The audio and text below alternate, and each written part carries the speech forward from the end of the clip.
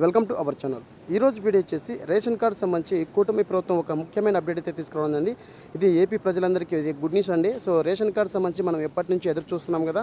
So మెంబర్ని add చేసుకోవడానికి కానీ, అలాగే డిలీట్ చేసుకోవడానికి కానీ, ఏమైనా తప్పులు ఉంటే సెర్చ్ చేసుకోవడానికి కానీ, అలాగే అడ్రస్ చేంజ్ చేసుకోవడానికి కానీ, ఇలాంటి ఆప్షన్స్ అనేది మనకి నిన్న నాదెండ్ల మనోహర్ గారు అయితే అప్డేట్ చేస్తామని చెప్పేసి క్లియర్గా ప్రెస్ మీట్లో చెప్పడం జరిగింది. అదేవిధంగానే మనకి గ్రామ సచివాలయంలో ఈరోజు ఉదయం 10 నుంచి మీరు అప్లై చేసుకునే విధంగా మనకి ఆప్షన్స్ అనేది ఎనేబుల్ చేయడం జరిగిందండి. సో ప్రతి ఒక్క ఆప్షన్ సంబంధించి నేను మీ ముందుకు వీడియోని తీసుకొస్తాను. ఇప్పుడు మనకి నిన్న ఏదైతే నాదెండ్ల మనోహర్ గారు చెప్పారో రేషన్ కార్డు సంబంధించి ప్రతి ఒక్కరూ అప్లై చేసుకోవచ్చు. ఎవరైతే యాడింగ్ చేసుకోవాలనుకున్న వాళ్ళు యాడింగ్ చేసుకోవచ్చు, స్ప్లిట్టింగ్ చేసుకున్న వాళ్ళకు స్ప్లిట్టింగ్ చేసుకోవచ్చు, ఏమైనా కరప్షన్ చేసుకున్న వాళ్ళకి కరప్షన్ చేసుకోవచ్చు అని చెప్పేసి ఆప్షన్స్ ఇస్తామని చెప్పేసి చెప్పడం అయితే జరిగింది. ఆ ప్రాసెస్లో భాగంగానే ఇప్పుడు మన యొక్క వీడియోలో సచివాలయం యొక్క లాగిన్లో మనకు ఆప్షన్స్ అనేది ఎనేబుల్ చేశారా లేదా, సో ఏ రకమైనటువంటి రైస్ కార్డ్ అప్లై చేసుకోవడానికి ఎనేబుల్ చేశారని చెప్పేసి మొత్తం ఈ వీడియో ద్వారా మీకు తెలియజేస్తానండి.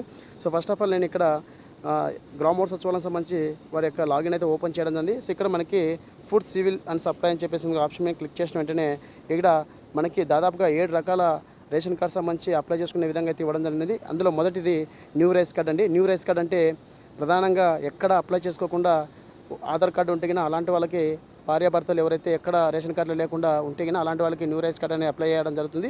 అలాగే ఇక్కడ మనకి రెండో ఆప్షన్ వచ్చేసరికి member addition in rice card అంటే ఎవరన్నా చిన్నపిల్లలను ఉన్నటువంటి తల్లి యొక్క రైస్ కార్డులో చిన్నపిల్లల్ని యాడింగ్ చేసుకోవడం కానీ, అలాగే భర్త యొక్క రైస్ కార్డులో భార్యను యాడింగ్ చేసుకోవడానికి కానీ ఈ విధంగా ఈ ఆప్షన్ అనేది ఉపయోగపడుతుందండి. అలాగే మనకి మూడో ఆప్షన్ వచ్చేసరికి member delays in rice card అనేది.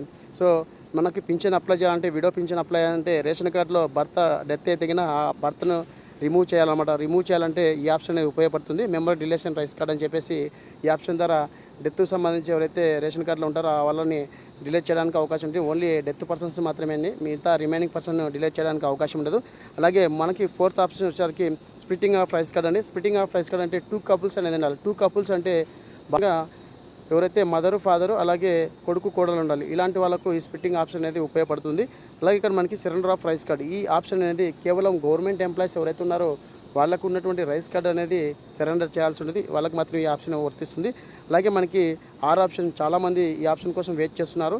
So corruption of warning Aadhaar seeding అంటే మీ రేషన్ కార్డులో పేరు కరెక్ట్గా ఉండి మీ పేరు పక్కన ఆధార్ నెంబర్ అనేది తప్పుగా ఉంటుంది, అలాంటి వాళ్ళకు ఈ ఆప్షన్ అనేది ఉపయోగపడుతుందండి. సో మీరు వెంటనే వెళ్ళి గ్రామ సచివాలయంలో మీరు అప్లై చేసుకోవచ్చు. సో ఈ ప్రాసెస్ అంతా చేయాలంటే ఖచ్చితంగా మీరు ఎక్కడైతే నివసిస్తున్నారో అక్కడ ఉన్నటువంటి గ్రామ సచివాలయంలో మీరు మ్యాపింగ్ అయి ఉండాలండి ఈ ప్రాసెస్లో చేసుకోవాలంటే. అలాగే మనకి 7వ ఆప్షన్ వచ్చేసరికి change of address in rice card. So ఎవరైతే అడ్రస్ చేంజ్ చేసుకోవాలి రైస్ కార్డ్ అని చెప్పేసి అనుకుంటున్నారో అలాంటి వాళ్ళకి ఈ ఆప్షన్ ఉపయోగపడుతుంది. సో ఇదండి అప్డేట్. వీడియో నచ్చితే లైక్ చేయండి, షేర్ చేయండి, సబ్స్క్రైబ్ చేసుకుని మర్చిపోకండి. Thank you for watching.